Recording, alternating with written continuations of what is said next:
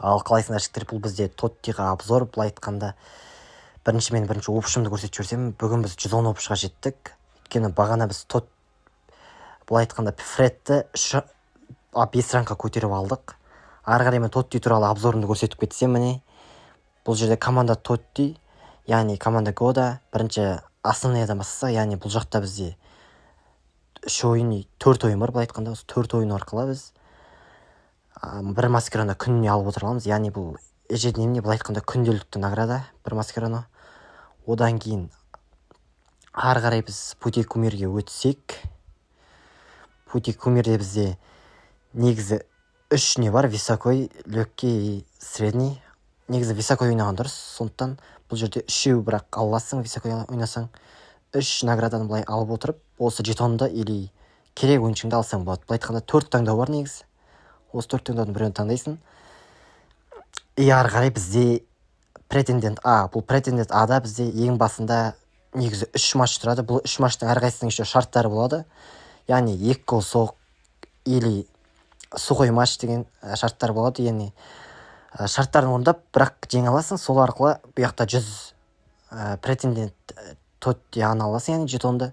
Осы жетон арқылы негізі сәйкестіктер, яғни 2 бірдей карточканың сәйкестіктерін тауып, осы арқылы бізде, яғни бұяқта самик и монета, бір маскараны тұр, міне.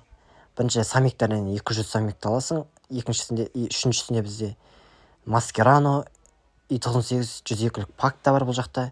И ары қарай 100 перенос, яғни тренировка бар. Одан кейін бізде тағы бір маскарано бұл жақта сыйлыққа.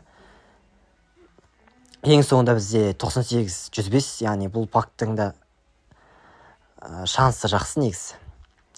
Ары қарай соңғы претендент Аға өтсек, яғни бұл жерде бізде былай айтқанда ойыншылардың карточкалары, яғни тізімдері. Былай айтқанда бірінші енді Ямал, бізде Ямалдың бұл жердегі енді статасы негізі әдемі.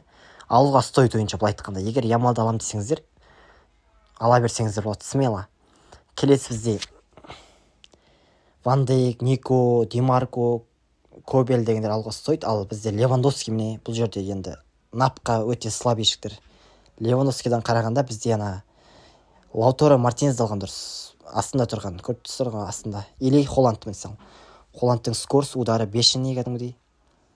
Ары қарай Вальверде, Рюдигерлер түсінікті. Бізде міне Мартинез осыны алған дұрыс. Левандовскийдің орнына меніңше 100 очко негізі арты кетпейді. Чалханоглу өзінің есінде топ, өйткені аяғы 5-5. Былай айтқанда карточкасы жақсы. Мусиаланың бізде скорс и дриблинг скорс пен дриблинг алып кетеді. Ал бұл жақта бізде жетон, яғни обмен жасайтын жетон. Бұл жақта мысалы 105-ті 120 жетонға айырбастаса болады. Мысалы менде қазір Десай 105 бар. Соны 120-ға ауыстырып, мысалы өсіп жетон жинасам болады. Міне осы жігіттер. Ары қарай каналға подписка істеп, лайк басып кетейік.